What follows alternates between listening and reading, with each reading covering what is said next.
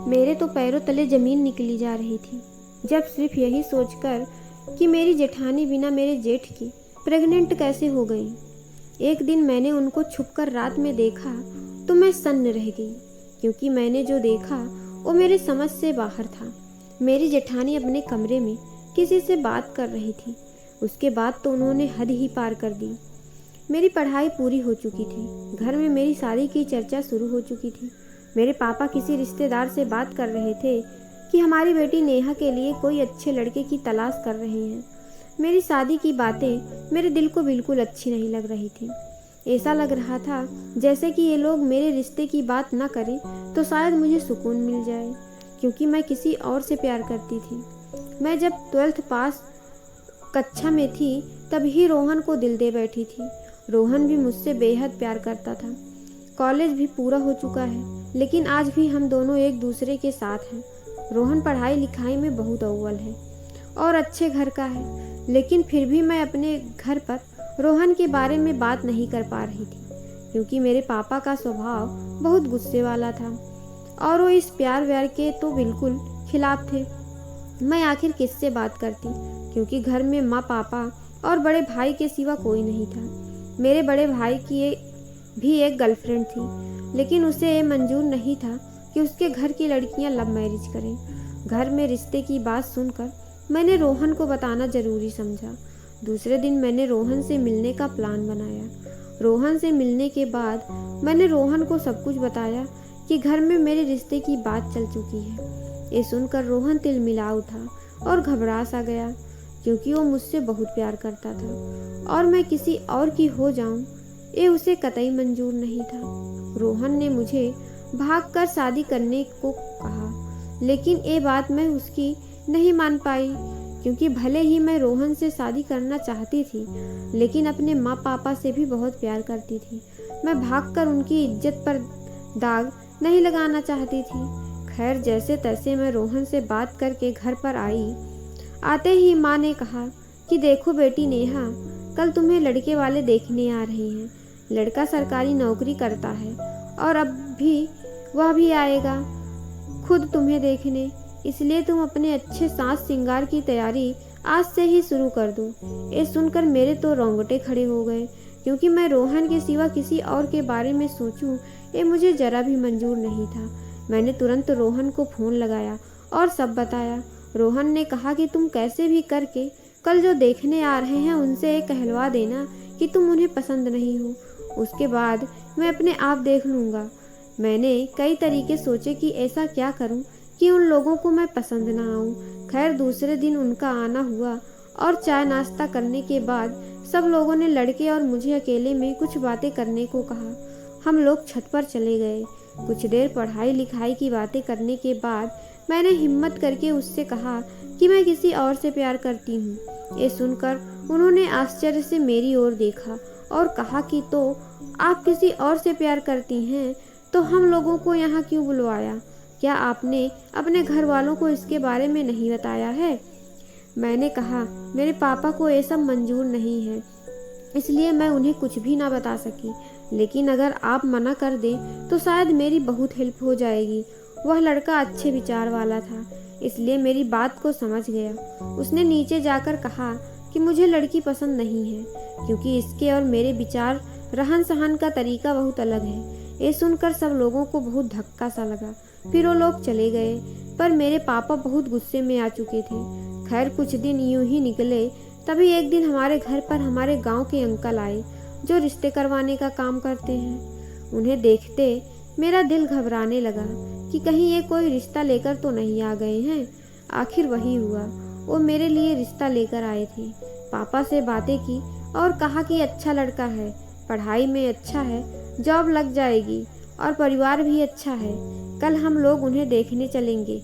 पापा भी सहमत हो गए। दूसरे दिन सब लोग लड़का देखने निकल गए। तभी रोहन का कॉल आया मेरे पास। वो बड़ा खुश लग रहा था, कहने लगा कि देखा कब मेरा कमाल। मैं कुछ समझी नहीं। फिर उसने कहा कि तुम्हारे यहाँ वाले जहाँ लड़का देखने जा रहे हैं वो लड़का कोई और नहीं, मैं ही हूँ। मुझे विश्वास नहीं हुआ। फिर रोहन ने कहा कि तुम्हारे गांव के जो अंकल हैं वो मेरे मामा जी के दोस्त हैं। तभी मैंने अपने मामा जी से बात की और उन्होंने उन अंकल से बात की और वो तुम्हारे घर आ गए। रोहन कहने लगा कि बस अब उन लोगों को हमारा घर परिवार सब पसंद आ जाए, बस। और इतना बोलकर कॉल काट कर दिया। अब क्या थी, मेरी खुशी का कोई ठिकाना नहीं था, लेकिन साथ ही एक डर भी था कि कहीं पापा का रोहन या उसका परिवार पसंद नहीं आया तो। लेकिन जैसे तैसे पूरा दिन निकला। शाम को सब लोगों ने आकर कहा कि लड़का बहुत अच्छा है। 2 दिन बाद वो लोग हमारे घर नेहा को देखने आ रहे हैं। अब मेरी जान में जान आ चुकी थी कि अब सब सही हो जाएगा। इसी तरह वो लोग भी आ गए मुझे देखने और उन लोगों को भी मैं बहुत पसंद आई। आखिर आती भी क्यों ना, उनके बेटे की पसंद जो थी। रिश्ता तय हुआ, सगाई भी हो गई। अब शादी की तारीख भी निकल चुकी थी। घर वालों के लिए तो दिन कम थे, लेकिन मेरे और राहुल के लिए बहुत ज़्यादा, क्योंकि हम दोनों को जल्दी से अब एक होना था। खैर, जैसे तैसे दिन निकल गए और आखिर हमारी शादी का दिन आ चुका था। आज हमारी शादी के दिन ही हमें एक और खुशखबरी मिल गई थी कि रोहन की सरकारी नौकरी लग गई है। सब लोग बहुत खुश थे। बहुत धूमधाम से हमारी शादी संपन्न हुई। विदाई का समय आया। मेरी आंखों से आंसू रुकने का नाम ही नहीं ले रहे थे, क्योंकि जितनी खुशी रोहन के साथ शादी होने की थी, उतना ही दुख माँ पापा से दूर जाने का था।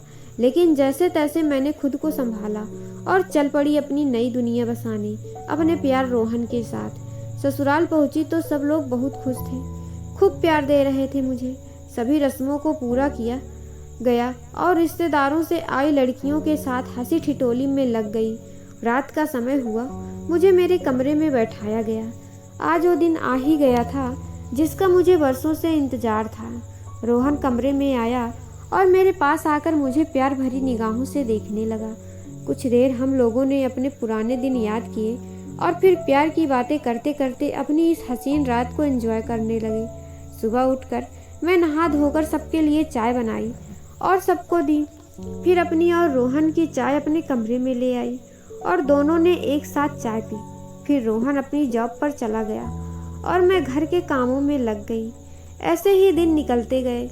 मेरे ससुराल में मेरे सास ससुर, मेरी जेठानी और रोहन और मैं ही थे। मेरे जेठ जी विदेश में रहते थे। 1 साल पहले ही वो विदेश चले गए थे। सब लोग मुझसे बहुत प्यार करते थे, एक बेटी की तरह ही मेरे साथ रहते थे। मेरी जेठानी भी मुझे अपनी छोटी बहन ही मानती थी। मैं अपने ससुराल में हंसी खुशी रह रही थी। कुछ दिन बाद मुझे बहुत अजीब सा लगने लगा अपनी जेठानी के बारे में।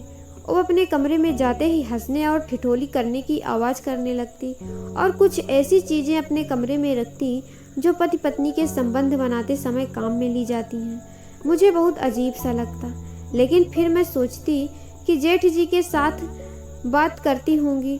और रही बात प्राइवेट चीज़ों की, तो वो पहले से ही रखी होंगी जो अभी तक रखी हुई हैं। खैर, मेरा वहम मैंने वहीं ख़त्म कर दिया। लेकिन एक दिन जब मैं उठकर आई तो सब लोग खुश हो रहे थे और मेरी जेठानी को प्यार दे रहे थे। मुझे मेरी सास ने कहा कि नेहा, तुम्हारी जेठानी प्रेग्नेंट है, क्या तुम उसे बधाई नहीं दोगी? मेरे तो सब कुछ समझ से बाहर हो गया था कि जेठ जी तो विदेश में हैं, तो फिर जेठानी जी प्रेग्नेंट कैसे हो गई। लेकिन मेरे अलावा किसी के भी दिमाग में ये बात नहीं आ रही थी। मैंने जेठानी जी को बधाई दी और अपने काम में लग गई। लेकिन मेरा दिमाग तो सिर्फ वहीं अटका हुआ था कि आखिर ये हुआ तो हुआ कैसे। खैर, दिन निकलते गए। सब लोग मेरी जेठानी की देखभाल कर रहे थे। उन्हें किसी भी तरह से कोई भी कमी महसूस नहीं होने दे रहे थे। मुझे समझ नहीं आ रहा था कि ये लोग जानते हैं कि जेठ जी यहाँ नहीं हैं, इसके बावजूद भी ये प्रेग्नेंट हो गई। फिर भी लोगों को कोई आपत्ति नहीं हो रही है। आखिर चल क्या रहा है इस घर में? मैंने रोहन से भी पूछने की कोशिश की, लेकिन उसने भी किसी बहाने से बात को टाल दिया। अब मैंने अपनी जेठानी पर नज़र रखनी शुरू कर दी। एक दिन मैंने उनका पीछा किया और उनके रूम के बाहर की खिड़की से झांक कर सब देखना चाहा, तो मैंने देखा कि मेरी जेठानी अपने कमरे में अपने कपड़े लेकर अपने बाथरूम में चली गई। उनके हाथ में वो सब सामान था जो एक पति पत्नी संबंध बनाते समय इस्तेमाल करते हैं। ये सब देखकर मैं तो मानो पागल सी हुई जा रही थी, ये सोच सोचकर कि आखिर चल क्या रहा है। मैं रोज़ाना अपनी जेठानी पर नज़र रखने लगी। जब भी वो बाहर जाती तो मैं भी उनका पीछा करती और घर पर भी उन पर नज़र रखती थी।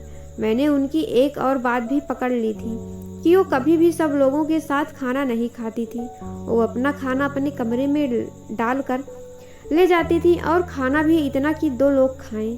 मेरी जेठानी अकेली इतना खाना कैसे खा सकती थी? दिखने में तो बिल्कुल दुबली पतली सी थी। अब तो मेरे सिर पर एक भूत सा सवार था कि कैसे भी करके मुझे ये पता लगाना है कि आखिर क्या बात है ऐसी। एक दिन मैंने अपनी जेठानी से यूं ही बातों बातों में पूछ लिया कि जेठ जी कब आएंगे, तो उन्होंने कहा कि भी 5 महीने बाद आएंगे। उनके जवाब में मुझे थोड़ी घबराहट सी लगी। मैंने फिर रात को अपनी जेठानी का पीछा करते हुए उनको देखने का प्रयास किया। फिर मैंने जो देखा उसके बाद तो मेरे पैरों तले से ज़मीन ही खिसक गई थी। मैंने देखा कि मेरी जेठानी अपने कमरे में अकेली नहीं थी, कोई और भी था, लेकिन कौन है मैं देख नहीं पाई। फिर वो दोनों लोग अपने बेड पर चले गए, लेकिन वहाँ पे अंधेरा सा होने की वजह से मैं कुछ देख नहीं पाई।